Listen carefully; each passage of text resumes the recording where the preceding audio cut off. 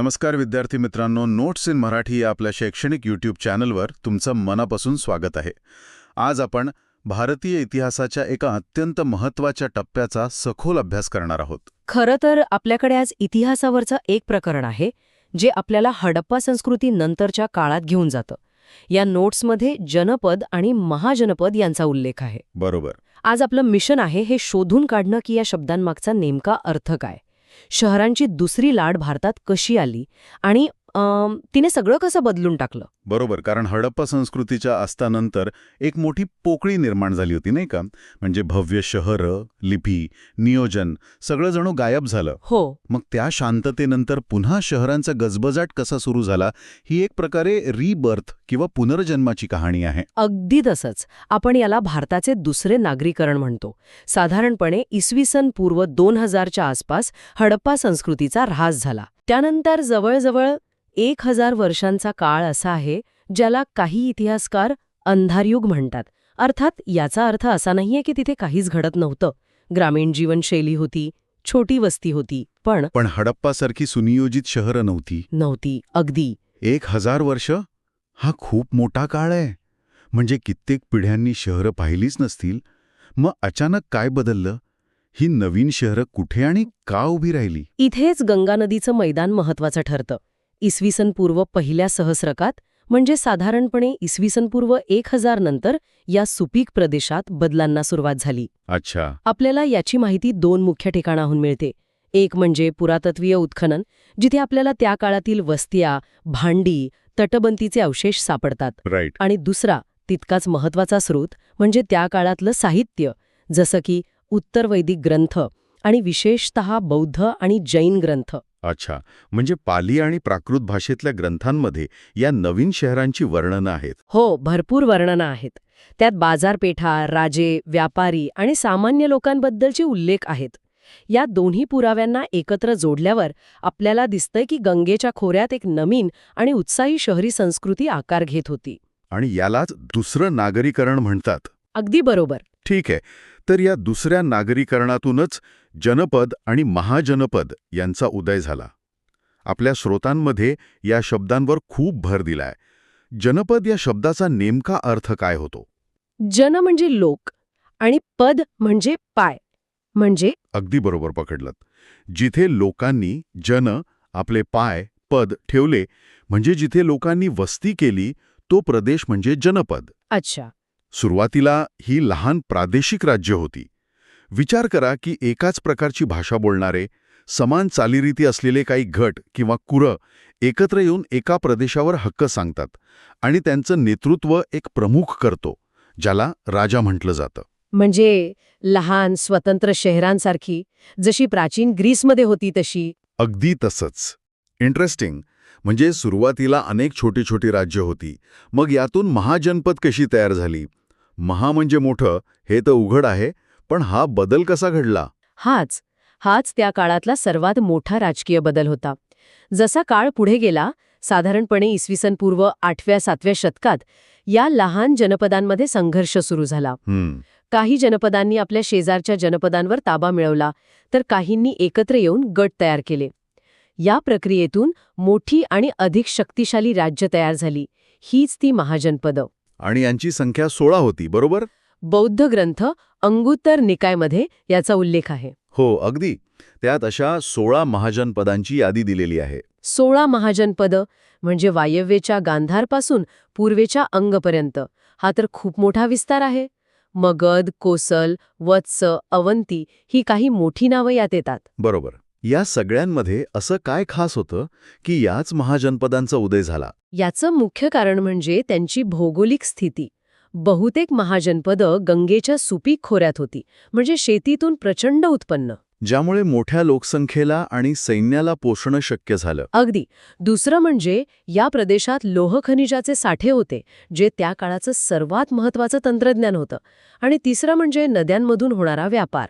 या सगळ्या गोष्टींमुळे ही राज्य अधिक श्रीमंत आणि शक्तिशाली बनली. म्हणजे ही राज्य आता फक्त कुळांपुरती मर्यादित नव्हती, तर एका निश्चित प्रदेशावर त्यांचं राज्य होतं. आणि या राज्यांची शासन व्यवस्था ती कशी होती? सगळीकडे एकसारखेच राजे होते का? नाही, आणि इथेच खरी गंमत आहे. आपल्याला दोन मुख्य प्रकारच्या शासन प्रणाली दिसतात. पहिली, जी सर्वात सामान्य होती, ती म्हणजे राजेशाही. म्हणजे वंशपरंपरागत राजा. हो, राजा वंशपरंपरेने गादीवर येत असे आणि तोच सर्वोच्च अधिकारी होता. कर गोळा करणं, एक व्यावसायिक सैन्य ठेवणं आणि राजधानीभोवती लाकूड किंवा विटांची मजबूत तटबंदी बांधणं ही त्याची मुख्य कामं होती. आणि संरक्षणासाठी खंदक वगैरे? हो, शहराभोवती पाण्याने भरलेला खंदक आणि अरुंद प्रवेशद्वारं असायची. पण तुम्ही म्हणालात की 2 प्रकार होते. दुसरा कोणता होता जो इतका खास होता? दुसरा प्रकार म्हणजे गण किंवा संघ. आजच्या भाषेत आपण त्यांना गणराज्य म्हणू शकतो. गणराज्य? हो, वज्जी आणि मल्ल यांसारखे काही महाजनपदांमध्ये ही प्रणाली होती. म्हणजे तिथे राजा नव्हता. राजा होता, पण तो वंशपरंपरेने निवडला जात नसे. या गणराज्यांमध्ये खरी सत्ता सभेच्या हातात होती.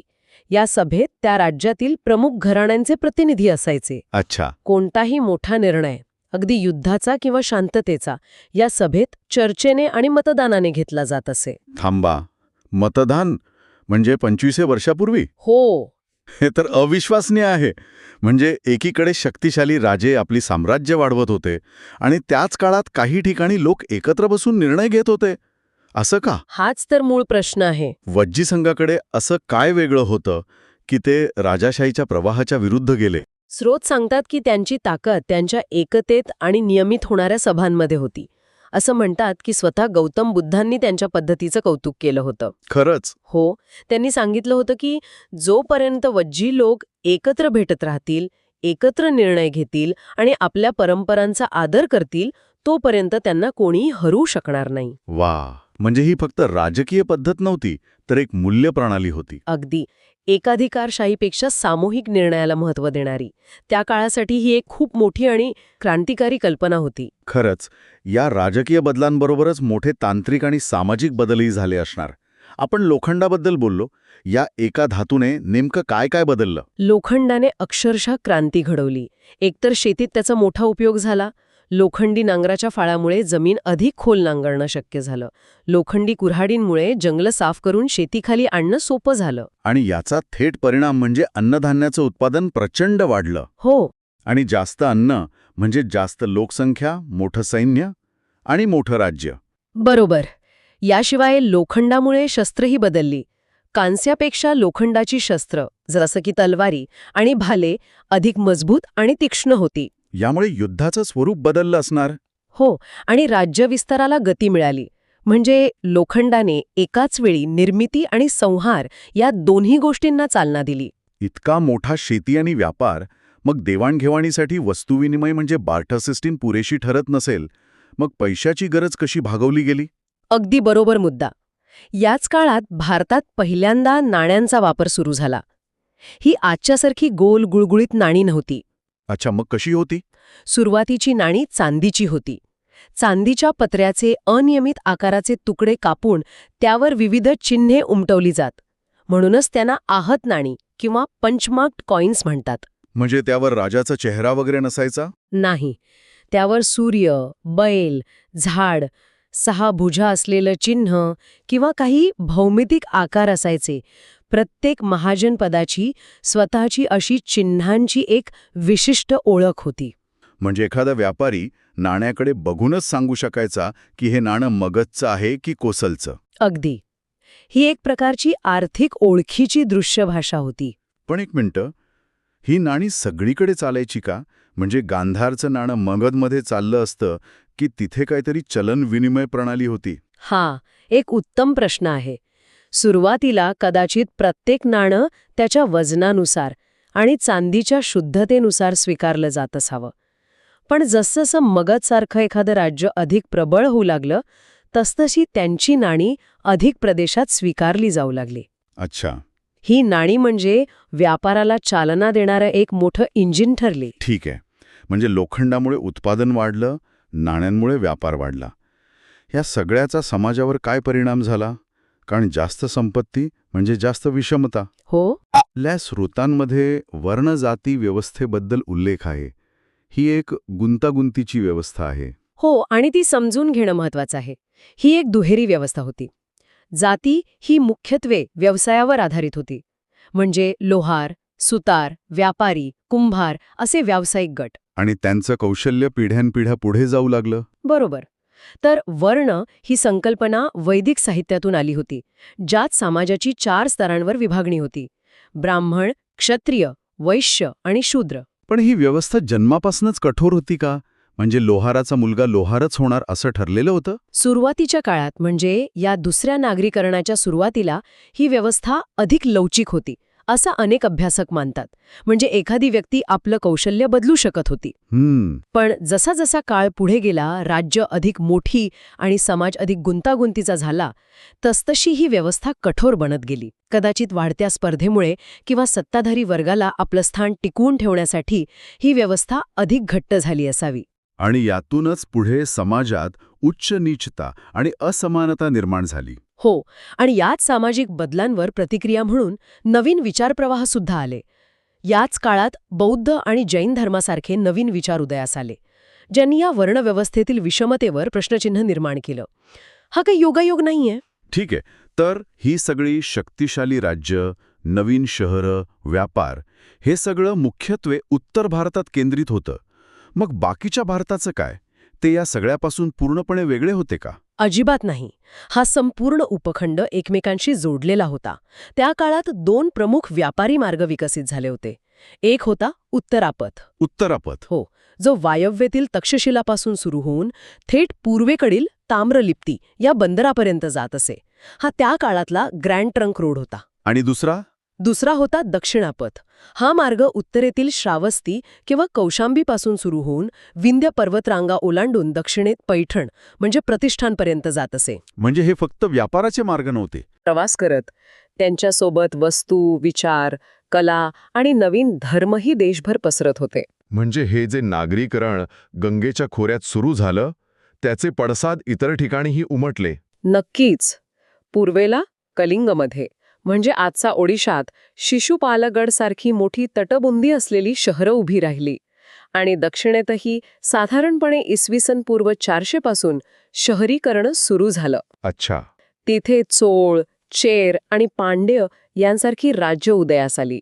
हा प्रदेश मौल्यवान खडे, मोती, मसाले आणि सोन्याच्या व्यापारासाठी प्रसिद्ध होता. म्हणजे त्यांचे संबंध भारताबाहेरही होते? हो, त्यांनी केवळ भारताच्या इतर भागांशीच नाही, तर रोमसारख्या पाश्चात्य देशांशीही व्यापारी संबंध प्रस्थापित केले होते. तर मग या सगळ्या चर्चेचा अर्थ काय काढायचा?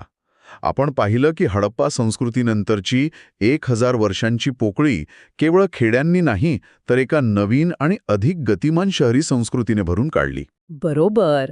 आणि या काळात फक्त शहरं परत आली नाहीत, तर राजकारणाचे नवीन प्रयोग झाले, ज्यात जगातील काही सुरुवातीच्या गणराज्यांचा समावेश होता. लोखंडाने शेतीपासून युद्धापर्यंत सगळं बदलून टाकलं. नाण्यांनी अर्थव्यवस्थेला एक नवीन रूप दिलं आणि व्यापारी मार्गांनी संपूर्ण उपखंडाला एका अदृश्य धाग्याने जोडून ठेवलं.